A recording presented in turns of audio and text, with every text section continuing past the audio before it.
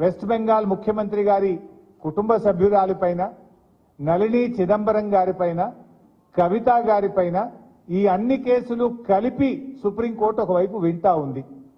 సుప్రీంకోర్టులో దీని మీద ఒకవైపు విచారణ జరుగుతూ ఉంటే, సుప్రీంకోర్టు దేశ అత్యున్నత న్యాయస్థానం దీన్ని విచారిస్తూ ఉంటే, 3 రోజుల తర్వాతనే 19వ తేదీ సుప్రీంకోర్టులో మ్యాటర్ పెండింగ్ లో ఉంటే, ఇవాళ ఈ రోజు ఇంత అర్జెంటుగా అరెస్ట్ చేయడం అనేటువంటిది రేపు ఎలక్షన్ నోటిఫికేషన్ వస్తుంది కనుక పార్లమెంట్ ఎన్నికల్లో మమ్మల్ని దెబ్బతీయాలని ఇలా ఒక కుట్రతో చేసినటువంటిది అనేది ఇలా స్పష్టంగా రాష్ట్ర ప్రజలందరికీ కూడా అర్థమవుతా ఉంది.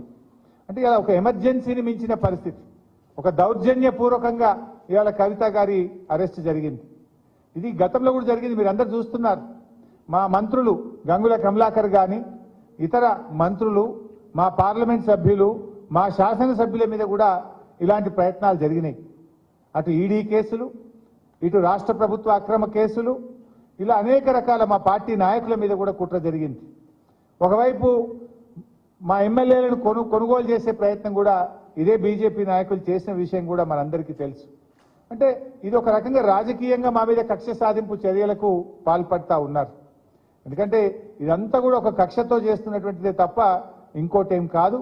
ఈ అప్రజాస్వామిక చర్యలకు నిరసనగా ఈరోజు కవిత గారి అరెస్టుకు నిరసనగా రాష్ట్ర వ్యాప్తంగా కూడా రేపు అన్ని నియోజకవర్గ కేంద్రాల్లో పెద్ద ఎత్తున నిరసన కార్యక్రమాలు చేయాలని చెప్పి పార్టీ పిలుపునిస్తా ఉంది. ఎందుకంటే ఈరోజు ఈ అరెస్ట్ అనేది కేవలం రాజకీయంగా ప్రేరేపితమైంది. 1 సంవత్సరంన్నర కింద కవిత గారిని విట్నెస్ కింద నోటీస్ ఇచ్చారు. ఏడాదిని అర్థం తర్వాత ఇవాళ అక్యూజ్డ్ కింద మేము అరెస్ట్ చేస్తున్నామంటారు. అంటే ఏడాదిని అర్థం ఏం చేసిండ్రు మరి మీరు? ఈ 1.5 year నుంచి ఏం చేసిండ్రు? రేపు పార్లమెంట్ ఎన్నికల నోటిఫికేషన్ వస్తే ఇవాళ అరెస్ట్ చేయడం అనేటువంటిది ఇది పూర్తిగా రాజకీయ దురుద్దేశంతో, ఒక కుట్రతో చేసినటువంటిదే తప్ప ఇంకోటేమీ కాదు. ఇవాళ కాంగ్రెస్ బీజేపీల కుమ్మక్కు ఒక దుర్మార్గపు అయినటువంటి చర్య. దీన్ని తప్పకుండా బీఆర్ఎస్ పార్టీ ప్రజాక్షేత్రంలో ఎదుర్కొంటుంది. ఇవాళ రాష్ట్ర ప్రజలందరూ కూడా గమనిస్తా ఉన్నారు. ఈ కుట్రలకు రేపు ప్రజాక్షేత్రంలో బీజేపీ కాంగ్రెస్లకు శిక్ష తప్పదని కూడా నేను ఈ సందర్భంగా హెచ్చరిస్తా ఉన్నాం. ఎందుకంటే ఇవాళ ఇంత అత్యున్నత న్యాయస్థానం ముందు కేసు పెండింగ్ లో ఉండగా ఉదయమేమో సర్చ్ అన్నారు, సాయంత్రం ఏమో అరెస్ట్ అంటారు. అంటే ఇవన్నీ కూడా ఏంటంటే ముందే ప్లాన్ చేసుకొని వచ్చిండ్రు. వాళ్ళు ఫ్లైట్ టికెట్లు కూడా బుక్ చేసినారు.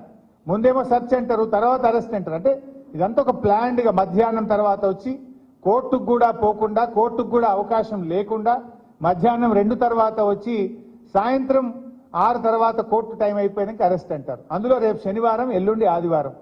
ఇదంతా ఒక రాజకీయ దురుద్దేశంతో రేపు ఎలక్షన్ నోటిఫికేషన్ వస్తే ఇవాళ మా పార్టీ క్యాడర్ను, మా నాయకుడిని డిమోరలైజ్